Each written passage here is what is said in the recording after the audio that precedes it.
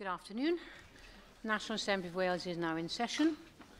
Now, as well as being a day to celebrate our patron saint, today also marks the 10th anniversary of the official opening of the building, the Assembly's home, the Senedd.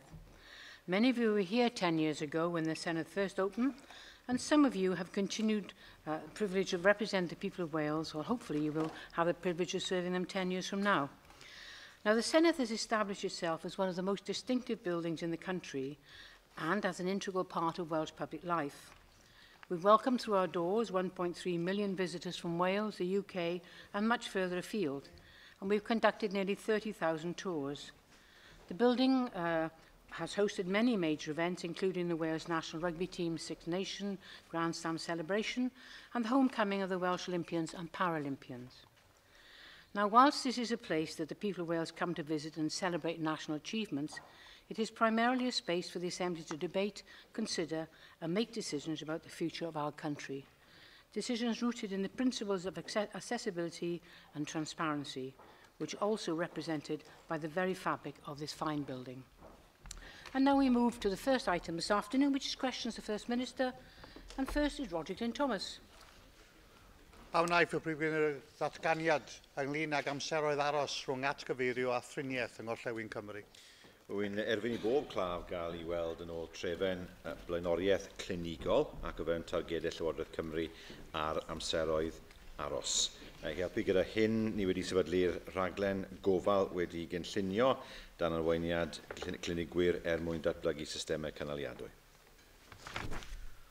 Fe gysylltodd llawfeddig o Loegr gyda fi oherwydd oedd I fam wedi cael ei mynediad i'r adran stroc yn ysbyty Glangwili. Ac oedd e'n gresynu nad oedd y gwasanaeth physiotherapy yno ar gyfer I fam I fod e'n gwbl anigonol yn ei area fe.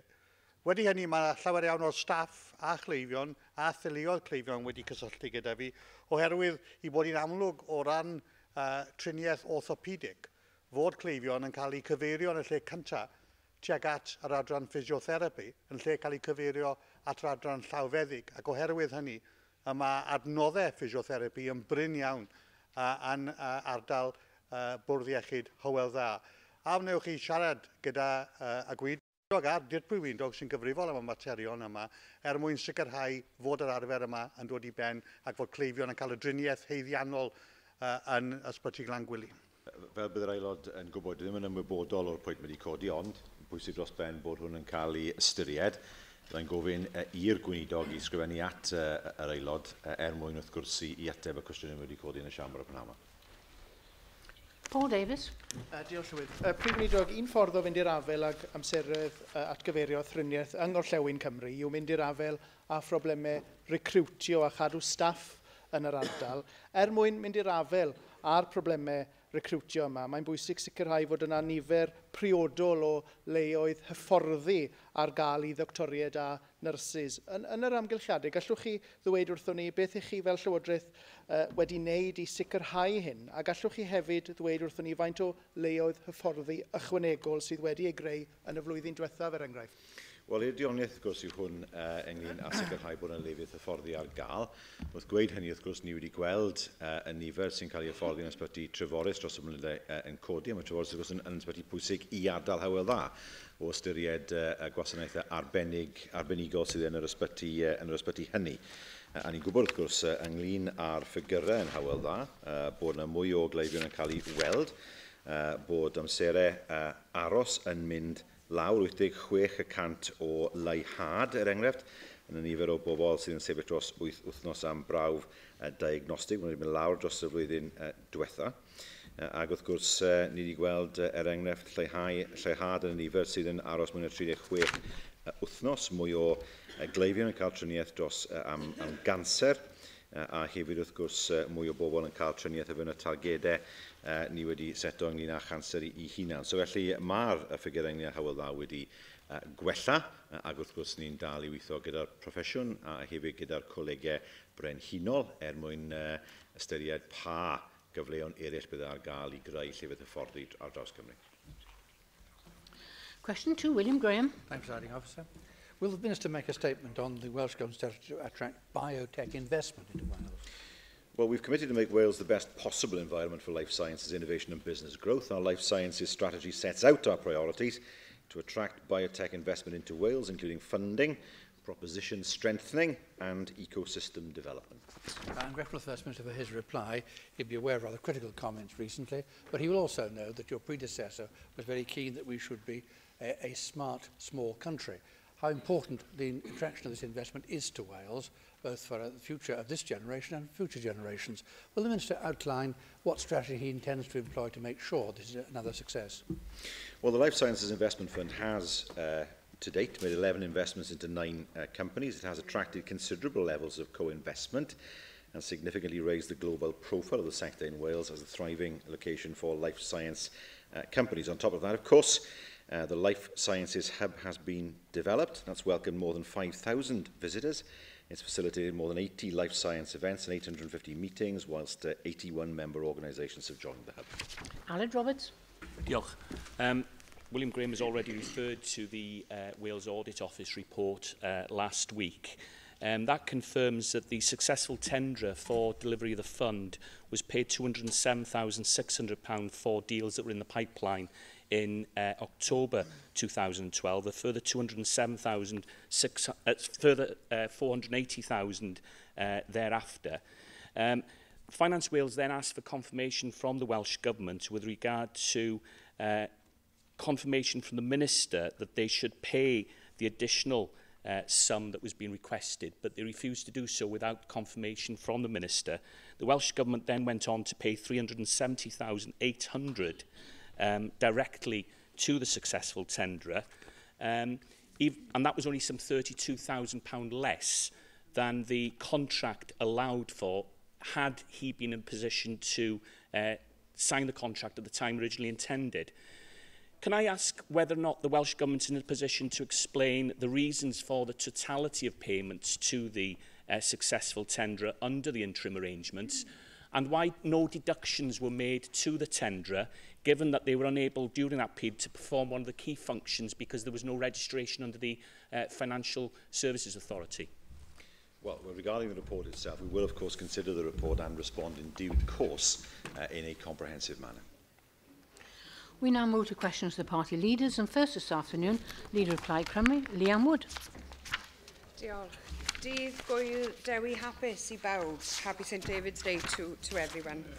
First Minister, I'm aware that there's to be a statement later on the Wales Bill, but on the day of our national patron saint and given developments this week, I think it's important to focus on the matter fully now. The Secretary of State for Wales has decided to press the pause button and delay the bill now until the summer. Do you agree that the forthcoming Assembly elections are an opportunity to seek a mandate from people on the nature of devolution? And do you agree with Plaid Cymru that it is their will that should shape the future of devolution and that act, rather than the whim of Westminster? Well, she and I are very much on the same page when it comes to our view of the Wales Bill. I'll go into more detail when I make the statement, but suffice to say, it's quite clear that the points that were made by the Welsh Government have influenced the course of action that the Secretary of State has taken. The Leader of Plaid Cymru is absolutely right to say that these things are a matter for the people of Wales, and it's for the people of Wales to decide what degree of power they wish to see devolved. I would agree with that, First Minister, but the nature and pace of Welsh devolution has been a clear point of division within your party. Labour MPs, including Labour Secretaries of State for Wales over many years, have acted as roadblocks on Wales's devolution journey. Can you then give us an assurance today, First Minister, that the current position of the Welsh Government is the same as the current position of the Labour Party? And if it is one position, can you tell us, please, what exactly is your vision for the next stage of Welsh devolution? Well, first of all, I'd remind the Leader of Plaid Cymru that it was a Welsh Government led by Welsh Labour that delivered the referendum in 2011 in the first place. And we did campaign alongside the parties, of course, very strongly and very hard to make sure that we delivered an overwhelming yes vote in 2011. The view of the Welsh Labour Party and the Welsh Government is one and the same. The bill was inadequate. It was never going to be sustainable, and we wait to see what the Secretary of State wants to do next. But to my mind, Minister of the Crown consents. I mean, they were, as proposed in the bill, they were unacceptable. Same with the necessity test. Same with the reservations. And the issue of creating a sustainable constitutional framework for Wales cannot be done without addressing the issue of the jurisdiction. First Minister, you and I know that it was Plaid Cymru and that government that drove that referendum on further powers. You were pulled to that table in many instances, kicking and screaming, First Minister. First Minister, Welsh devolution has been stalling because of splits in Labour, just as the UK's place in the European Union is under threat because of splits in the Conservative Party. It's no coincidence, is it, First Minister, that the nation with the weakest devolution settlement, the least generous funding arrangements and the least influence is the only nation left with a Labour government. Now, I wonder if you can tell us, is there a single concession that you've won for Welsh devolution during your decade as First Minister that wouldn't have been secured in any event? Put simply, First Minister, what have you won from Westminster for the people of Wales? The referendum itself, for a start, that gave us the powers to do what we have done, to pass 24 acts since 2011.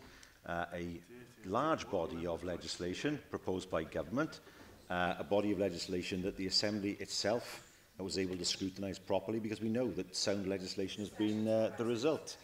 And so we have delivered on the referendum. I do regret suggesting that somehow we were reluctant in 2011. You can't truly think that I was reluctantly spending every day campaigning in favour of a yes vote. And indeed that it was Welsh Labour, and indeed her party as well, who delivered the votes and the voters that were needed to make sure that this place became a proper legislature. And we will continue to make the case to the UK government that we need that process to continue. Now, she asked me what influence have we had. We have made sure that the Secretary of State was not able to proceed with the Wales Bill as he proposed. We were the ones who pointed out the weaknesses constitutionally. We were the ones that pointed out the issues regarding Minister of the Crown consents, the issues regarding the necessity test, the issues regarding the reservations, and indeed the issues regarding the jurisdiction and the need for a distinct jurisdiction. So from our point of view as a government, we have made sure that we've very much stood up for Wales's interests. We now move to the Leader of the Opposition, Andrew Archie-Davies. Thank you very much, Presiding Officer. First Minister, last week we heard from the current member for the Rhondda that he had a rousing reception at the Labour Party conference in Llandudno. We also getting a very good reception here, no doubt before he sent off packing. The point I want to ask you, First Minister, is you launched your pledge card at that conference. One thing at this Assembly, you've spent a lot of time in the last 5 years is talking about local government reorganisation. And time again, you've commissioned reports, such as the Williams report, pieces of work to look what would be the best local government map for Wales going forward. Can you confirm today, because the one thing that didn't come out of your conference was, can you confirm today, if you are re-elected in May, and God help us if you are, that Vale of Glamorgan, Pembrokeshire, Carmarthenshire, Monmouthshire, Denbighshire and Conwy will disappear from the face of the local government map here in Wales? Well, I think that's a sign of desperation for the Leader of the Opposition that he's already given up on the election campaign. There we are. It's an interesting comment that he made. Local government mergers we would seek to move ahead with in order to provide a stronger basis for local government in Wales. We've always said that. I take it by your answer you do mean that if the people of Wales were to re-elect you, and I'm sure they're not going to do that, but if they were to re-elect you, they would be losing the Vale of Glamorgan, Monmouthshire, Pembrokeshire, Carmarthenshire, Denbighshire and Conwy, and ultimately those great place names will disappear from the face of Wales and people will lose the services that they depend on from those local authorities. But the one thing that you and I can agree on, I hope, is that the health service needs total reorganisation like a hole in the head. Under Labour in the last 10 years, along with Plaid Cymru, we've had 2 reorganisations. Can you confirm, on your assessment of where the NHS is at the moment, First Minister, that the NHS does not need complete reorganisation here in Wales that would be devastating to morale and costly in financial terms? Well, first things first. Pembrokeshire, Radnorshire, Breconshire, Denbighshire, Flintshire were all abolished in 1974 by his party. So in fact, his party have a very good track record of abolishing historic counties in Wales, and now he accuses us of doing the same thing. He's forgotten that it was the Heath government who actually took that forward under the Local Government Act. So we're not going to take any lessons from the Conservative Party on local government reorganisation. They got rid of the 13 counties at that point, and then they imposed 22 authorities that nobody wanted in the mid-90s. There will be no wholesale reorganisation of the health service. We want to see the health service deliver. We don't want to see it end up as a giant quango. We don't want to see it in a position where we have health boards that only look at their own area. We want to have a health service where health boards work together to deliver the best for the people of Wales. Well, you got there in the end, and I think you did confirm that you agree with me that reorganisation of the health service, complete reorganisation of the health service, is something that's completely unwarranted and is not needed here in Wales. Although you did bizarrely talk about Radnorshire when I didn't even mention Radnorshire to you, First Minister, but there you go. That's something time and time again you bring up.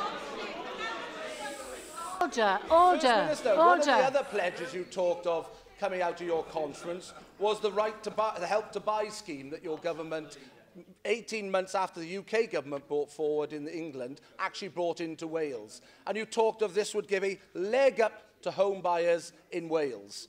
Well, actually, you're talking about taking 2/3 of the budget from the Help to Buy scheme out in this financial year. How is taking 2/3 of that budget out helping people to get the home that they require across Wales? If you look at the figures, in Ceredigion, only 6 people benefited from the scheme. In Newport, 435 people benefited from it. So how are you giving home buyers a leg up when you're taking 2/3 of that budget away from people in Wales? Well, first of all, the scheme is demand-led. Secondly, what we will not do is see the continued sell-off of public housing, which is why we're going to abolish the right to buy. Why? Because otherwise it's the equivalent of trying to fill up a bath with a plug out, which is what the Conservative Party wants to do. I mean, I'm looking again at the figures that they put forward in terms of housing. Wanted to cut the environment, sustainability and housing budget by 25%. There we are. Just to remind us all of where they actually stand on this. And I have to remind him that I'm more than happy to talk about our pledges, our 6 pledges to the people of Wales. We believe they resonate with the people of Wales. They are ambitious for Wales, and they are 6 pledges that we believe people will be supportive of. We look forward to seeing what the Conservative Party will produce, and we particularly look forward to seeing their costings, because the last time we asked them this, they said they had to crunch the numbers. We now move to the Leader of the Welsh Liberal Democrats, Kirsty Williams. Thank you very much, Presiding Officer. First Minister, this week we've seen news reports of doctor shortages across the UK, and a poll today that says that the NHS is the top concern for people in Wales. Now, last week in questions, you said that you were not aware of any patients suffering due to a lack of GPs in North Wales, and in response, the chairman of the Royal College of GPs in North Wales said, and I quote, "The number of GPs working full-time has not increased, and GP provision in the north is getting worse. Patients are bearing the brunt of this with longer waiting times and pressurised consultations." What makes you think that you know better than GPs working on the ground in North Wales? Well, can I answer that question in 2 ways? First of all, to outline where we are in terms of doctor numbers in Wales, and secondly, what we're doing to address challenges in some parts of Wales, which undoubtedly are there. The number of hospital consultants working in the Welsh NHS increased by nearly 50% between 2004 and 2014. The number of medical and dental staff has increased by 27.5%. The number of GPs, and that excludes registrars, retainers and locums, saw an increase of 10.5% during that time. There were 2,006 GPs as of September 2014. Between 2013 and 14, 137 new GPs joined the profession in Wales, and the number of registered patients per GP practitioner has fallen by 5.5% to 1,582. That said, there are parts of Wales where there are challenges in attracting GPs. What we're doing is working with the BMA, with the GPC, with the Royal College in order to address those particular issues, and of course to encourage more people to work in those parts of Wales that have experienced difficulties with recruitment in the recent past. I'm glad you've acknowledged that the figure for GP increases is 10%. I think maybe the answers that you gave last week could have been misunderstood by people when you said that you'd recruited over 2,000 GPs. I mean, we do have 2,006 GPs in Wales, but we haven't recruited an additional 2,000 GPs in the last 10 years. And your documents do state that a number of health boards have identified difficulties in recruiting general practitioners. And what that means for patients was reflected in your own health survey, when 40% of those who responded to the Wales Health Report said that they'd had difficulty securing a GP appointment. Now, will you accept that there are issues with GP recruitment and a knock-on effect to patients gaining an appointment, or should we conclude that the North Wales GP, in response to your questions last week, accused you of being removed from reality? You know, who was right? Well, I do use a GP, as do everybody else, as does everyone else in Wales. So it's not as if we're removed from reality. I think it's right to say that there's inconsistency in different services across Wales. That's true. There are some GP surgeries where it is possible to get an appointment tomorrow. I know them. There are others where it's more difficult. And working with the profession, we want to make sure that those inconsistencies, they are independent contractors at the end of the day, but those inconsistencies are ironed out. In fairness, the profession has responded to that. We've seen more GP surgeries now open during core hours. We're seeing more open in the evenings, and that's something we want to work with the profession on to make sure that trend continues in the future. Of course, what we do need to do is ensure that we are training more people to become GPs, to work in our health service. But Wales has only filled 85% of its GP training places. That's a total of 107 new trainees.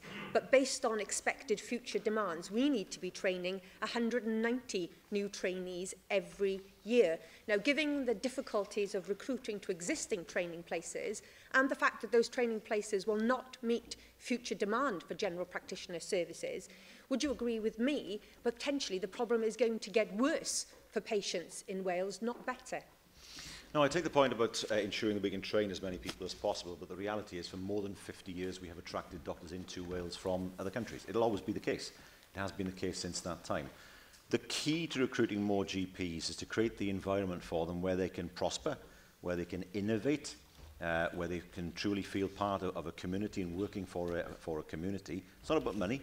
It's about making sure that the freedoms to innovate are there, that GPs would want to see, and those freedoms that they would want to use. We say, and we constantly look to recruit abroad, we say to doctors abroad in other countries, come to Wales. It's a good working environment, and historically over the past 50 years or more we have recruited from other countries. We will continue, of course, to work with the profession to make sure that we can attract more GP training places. There is a problem across England, Wales and Northern Ireland in terms of recruiting doctors. So it's not a problem that is peculiar to Wales, but nevertheless it's an issue that we look with the profession to address. We now move back to questions on the paper, and question 3 is Julie Morgan. Thank you very much, Presiding Officer. What plans does the Welsh Government have to invest in more skilled manufacturing jobs in South Wales? The Skills Implementation Plan sets out a key role for regional skills partnerships to advise Welsh Government on future prioritisation of skills funding in line with regional employment and skills needs. And both regional skills partnerships in the south of Wales identified advanced materials and manufacturing as a priority sector for their regions. I thank the First Minister for that response. Is there anything the Welsh Government can do to help support GE Healthcare's operations at Forest Farm in my constituency in Cardiff North, perhaps to diversify in view of the fact that 86 roles are being lost? The manufacture of paper products used in the pharmaceutical industry are going to China, and some research roles are being lost. And of course, it's not in an assisted area where it's located. So is there anything the government can do to help? Yes, we are working with GE Healthcare to identify alternative employment opportunities for the affected staff within the growing number of life sciences companies in Wales. We supported the creation of the GE Innovation Village, which has attracted 8 life sciences SMEs to establish their business at the GE site, and officials are in discussion with GE Healthcare to explore how further space at GE could provide space to house innovative SMEs in order, of course, to provide opportunities for those whose jobs might be at risk at the moment. Aldaf Hussain. Thank you, Presiding Officer. First Minister, as well as any investment in bringing skilled manufacturing jobs to Wales, there needs to be investment in developing those skills. What is your government doing to involve the manufacturing sector in designing the national curriculum and increasing uptake of STEM subjects? Well, uptake of STEM subjects is important, but skills more generally are important to manufacturing as well. We know that Wales is a country where manufacturers want to come. We saw that with Aston Martin last week. After 2 years of hard work, working with Aston Martin, we beat off competition from 19 other sites to get that investment into the Vale of Glamorgan. In terms of developing further skills, well, 2 examples I can give. Jobs Growth Wales. Jobs Growth Wales was a scheme that was born of discussions with SMEs. They were saying to us that they needed to train people. They had jobs for them, but they didn't have the time or the money to train them. And that's why Jobs Growth Wales was so successful. And of course, as the member will be aware, we have plans to create 100,000 apprenticeships for all ages in the coming Assembly. Sam Thomas. Diolch, Llywydd. Ac ar y pwynt yna, wy'n credu byddwn ni'n cytun Prif Weinidog bod angen prentisiaethau o'r newydd mwyn hybu'r agenda yma.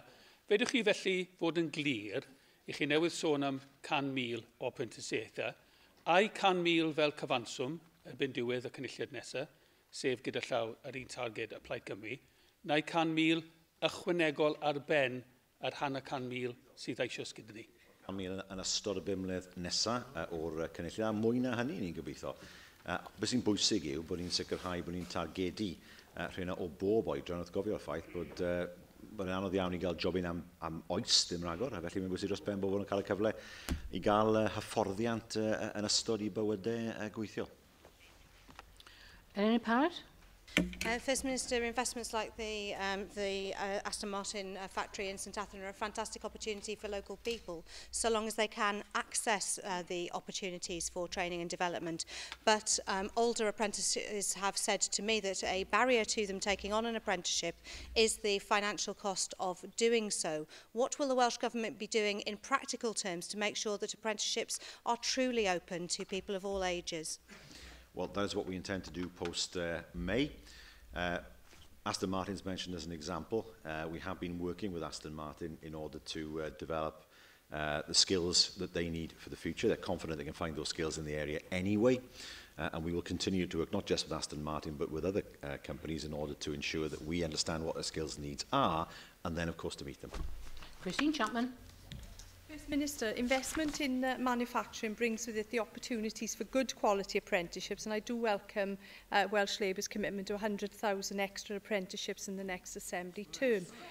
Manufacturing apprentices tend to be male, so more needs to be done to encourage women into these roles, and the cross-party Women in the Economy group has put forward suggestions on how we can do this by, for example, disaggregating data by gender and having more female tutors and mentors. Will you look at how we can take these suggestions forward to get the very best apprentices and tap into all of the Welsh talent pool?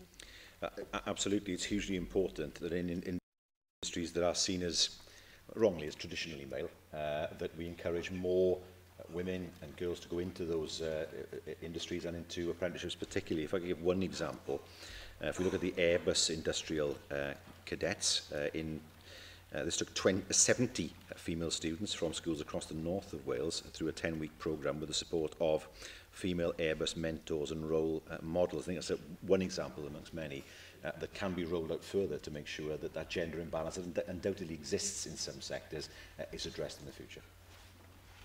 Question 4, Lindsay Whittle. First Minister, what progress is being made towards implementing the South East Wales Local Transport Plan, please? Well, the implementation of the local transport plans is a matter for local authorities. First Minister, we know that one of the most important aims of the Assembly and future Assemblies is the economic regeneration of the South Wales valleys, working closely with those same local authorities, whatever they may be. How will this local transport plan stimulate economic growth in the South East Wales valleys? And in particular, do you think we should consider free transport to 16 to 25-year-olds to assist them to increase their employment opportunities? Well, what we need to do is make sure that transport is affordable and available, which is why, of course, the metro is so important, to make sure that we have faster, more comfortable more frequent services across the what will become the Metro network.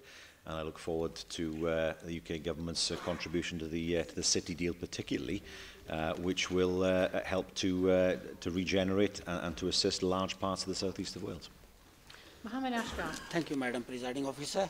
First Minister, the South East Wales Local Transport Plan forecasts a 20% increase in the number of residents commuting to work in the Cardiff region, capital region, in the next 25 years. What consideration has the Welsh Government given to the creation of a rail park and ride station similar to Bristol Parkway to service the major rail hub of Cardiff, which could also serve Cardiff Airport in the same time? Well, these are all matters wrapped up in the Metro, because we have made it clear that we are ambitious to create a fully integrated transport system that encompasses heavy rail, light rail, bus rapid transit, and that is something that is moving forward now apace. Question 5, Kirsty Williams. Will the First Minister make a statement on healthcare services in Brecon and Radnorshire? Well, we expect Powys Teaching Health Board to ensure the people of Brecon and Radnor have access to health services which are safe, sustainable and deliver the best possible clinical outcomes for patients. First Minister, the refurbishment work in Llandrindod Wells Hospital is well underway, which will allow us to bring new services to that community. One thing my constituents would dearly love to have in Llandrindod Wells Hospital, and indeed other community hospitals, is access to chemotherapy services. At present, many constituents are travelling well over an hour to access chemo services in other district general hospitals, yet there are no clinical reasons why those services could not be provided in community hospitals in Brecon and Radnorshire, thus negating the need to travel so far. What will the Welsh Government do to work with Powys Local Health Board to deliver chemotherapy services in our community hospitals? Well, first of all, I thank the leader of the Liberal Democrats for the acknowledgement of the investment at Llandrindod Wells. It does form part of the first phase of wider refurbishment proposals, which will total £5.3 million for essential hospital services on the site as part of the strategy to improve staff and patient environments, while of course enhancing the long-term viability of the hospital.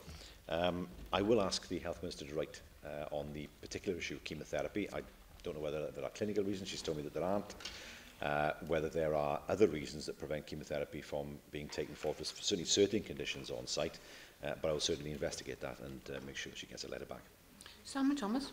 Diolch Llywydd. Wel, mae'r Facheniog am Eisoffed a Canolbarth Cymru yn gyffredinol yn un o'r ardaloedd lle cau'r problemau mynediad at meddygon teulu, yn ywedig gyda nos ac yn ywedig ar y pen wythnos. I chi'n hoff iawn o ddweud Prif Weinidog bod chi wedi cynyddu nifer y meddygon teulu 10% yn ystod y 10 mlynedd diwetha, a'r un cynnydd yn Lloegr dros yr un cyfnod yn 20%. Felly, pob tro chi'n cynyddu, ni'n cwmpo ar ei hôl. Be sydd gyda chi'n benodol i ddenu meddygon teulu i rhywle fel Canolbarth Cymru a'r gorllewin hefyd, lle nad oes a hyn o byd a fath o alwy sydd yn debyg o denu rai sydd eisiau bod yn bartneriaid, a lle mae hyd yn oed yn anodd i cael rai a gyflog. Wel, yn gyntaf, wrth gwrs, mae hwn yn rhywbeth mae'r collaborative wedi bod yn rhan o, a wedi bod yn gweithio arno, sef edrych ar y ffyrdd i dynnu bobl mewn i'r canolbarth, a sicrhau, wrth gwrs, bod nhw'n sefyll yn y canolbarth. Mae hwnna'n rhywbeth mae nhw wedi bod yn gweithio arno.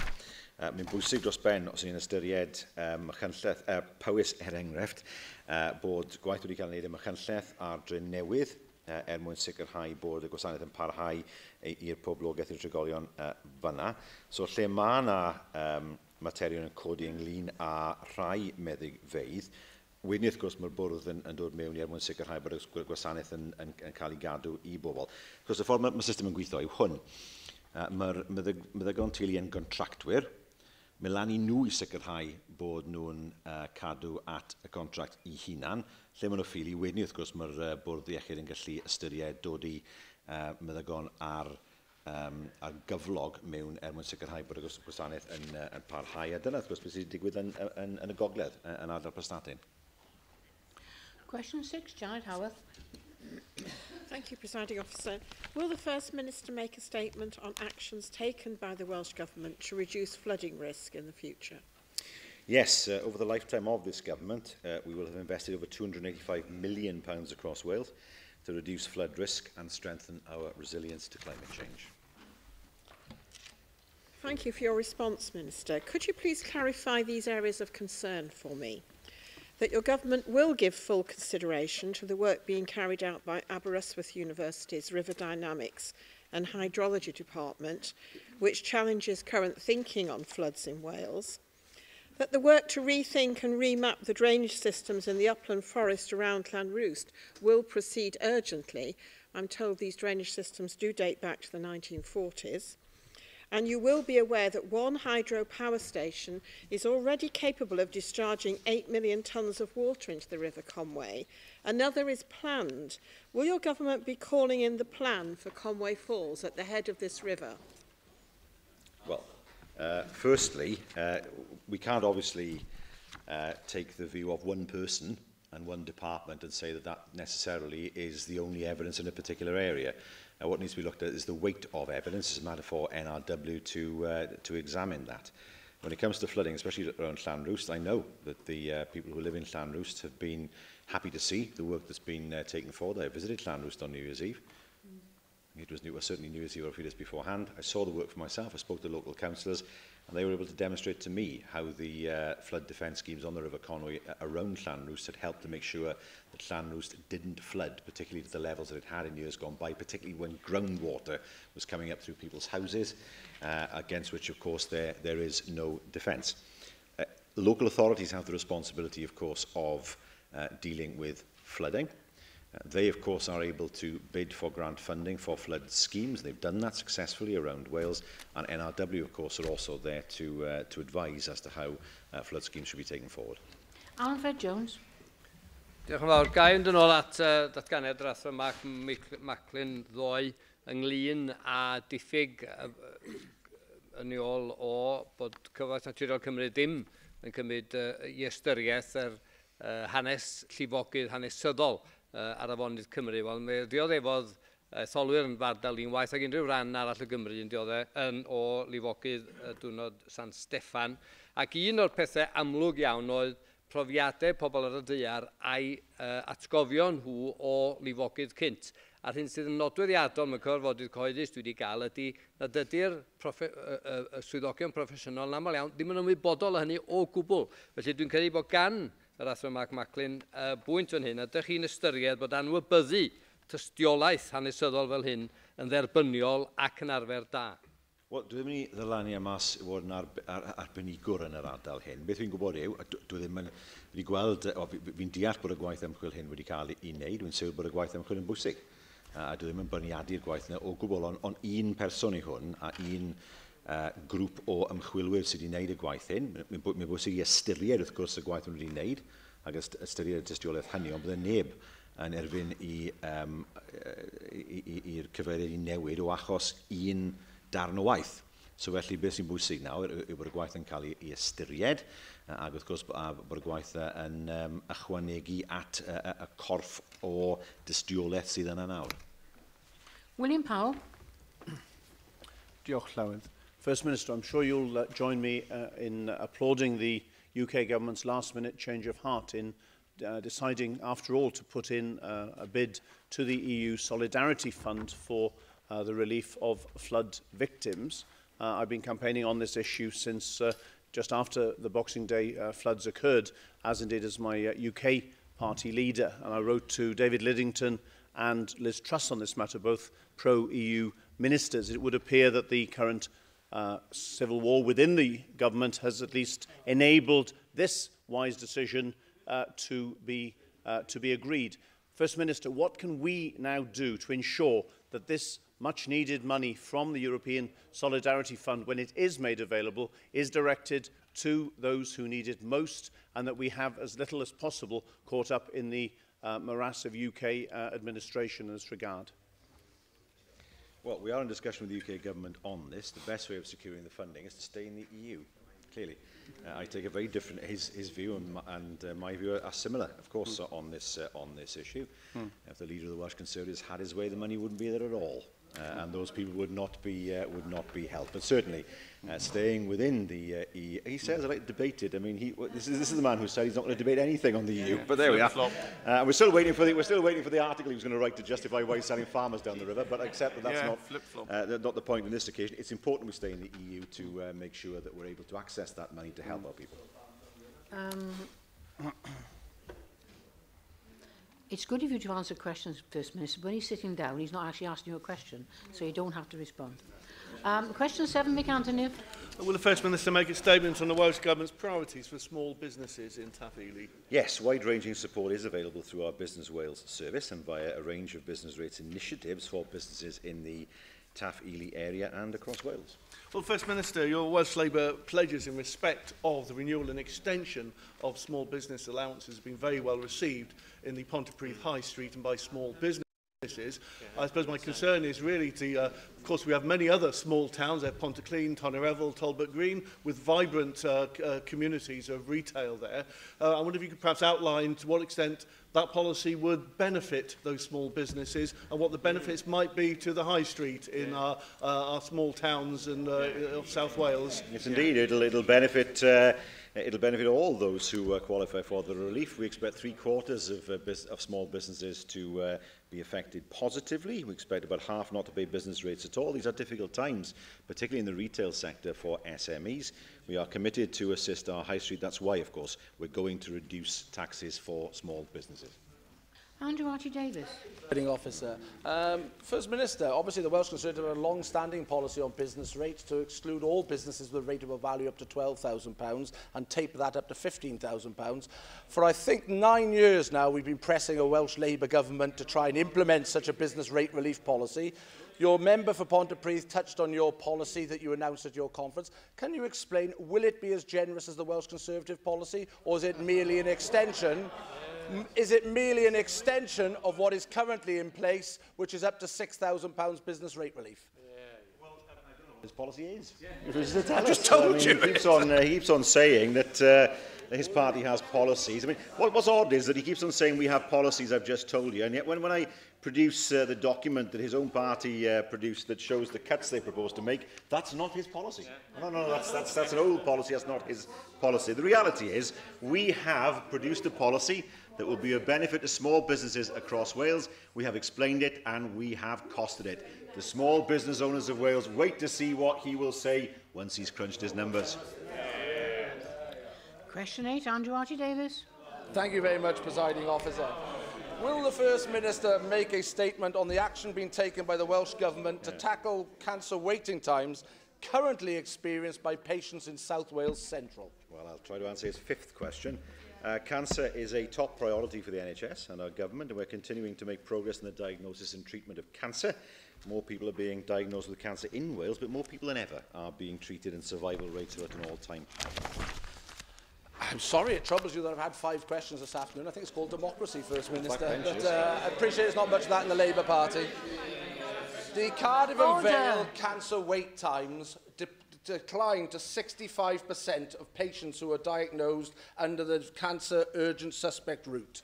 Ultimately, the national average is only 83%. Your own target here in Wales is for 95% of patients to be referred within the time frame. That target has never been met since 2008, First Minister. With Cardiff and the Vale having the poorest referral times, what action is the Welsh Government taking to make sure that those times are moved closer to the Welsh Government's own target, so that when someone does get the devastating diagnosis of cancer, they can be assured that they'll be put on the right treatment path in the time that they expect to be treated in?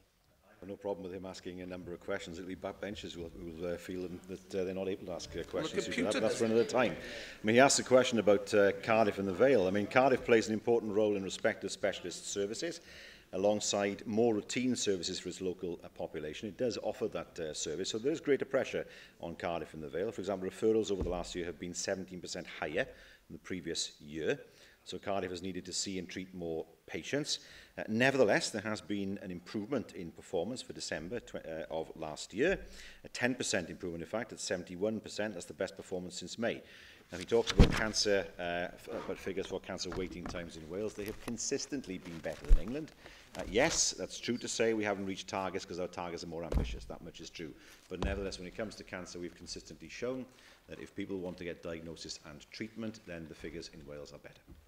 Question 9, Rhina Piowath. Pa drafodaethau mae'r Prif Weinidog wedi cael efo Llywodraeth y Deyrnas Unedig ynglyn ag ad-drefnu etholiadol? Dwi ddim cweit yn gwybod beth mae'r aelod yn meddwl ynglyn ag ad-drefnu etholiadol, ond allai weid bod yna ddim y trafodaethau wedi cymryd lle ar y pwynt yna. Cyfeirio dwi at y cyhoeddiad yr wythnos diwetha bod na fwriad i leihau nifer aelodau seneddol o 20 i 29 yng Nghymru. Does gen i ddim gwrthwynebiad mae'n egwyddor mewn lleihau nifer o aelodau seneddol, ond wrth gwrs mae Cymru'n cymryd mwy na'i siar o'r toriadau sy'n cael eu cynnig. Mae yna eithriadau i'r newidiadau, wrth gwrs, sef rhai o ynysoedd yr Alban ac Ynys Wyth, efo'i statws nhw fel ynysoedd yn golygu bod hawl ganddyn nhw i barhau fel etholaethau eu hunain. Dydy'r un peth ddim yn wir yma yng Nghymru efo Ynys Môn. Y peryg, dwi'n meddwl, o uno Ynys Môn lle bydda y rhan fwyaf o boblogaeth unrhyw etholaeth yn byw efo rhan bach o'r tir mawr ydy, bydda hynny'n gwneud cam gwag a Ynys Môn a'r rhan bach na o'r tir mawr. Felly, a fydda'r Prif Weinidog yn ymuno efo fi i alw am eithrio Ynys Môn hefyd? Mae'r aelod yn gofyn cwestiwn clefer iawn ar gyfer i etholwyr yn Ynys Môn ag Ynys Cybi, wrth gwrs. Mater ar ddiwedd y dydd, wrth gwrs, i'r Comisiwn Ffiniau hwn. Dwi ddim o blaid torri'r nifer o aelodau sydd ganddo ni yn San Steffan, achos torri lawr ar llais Cymru. Mae hwnna yn wneud, a wy'n siŵr bydd yr aelod yn wneud i bwynt yn gryf iawn i'r Comisiwnydd Ffiniau, unwaith wrth gwrs bod y broses yna wedi digwydd. Jonathan Saunders. Your government's first Local Government Wales Bill detailed total costs to the Local Democracy Boundary Commission for Wales of over £4 million to undertake boundary reviews, even though final directions have not yet been issued with regards to undertaking these. Could you advise us to the full costings associated with these reviews, considering none of us know yet what those final directions are going to be? Does this figure include the costs of the proposed final directions, and have you actually allocated any money in respect of this? Well, given the fact the question is about discussions with the UK Government, I've had no discussions with the UK Government on this point. Thank you, First Minister. We now move to the next item of business.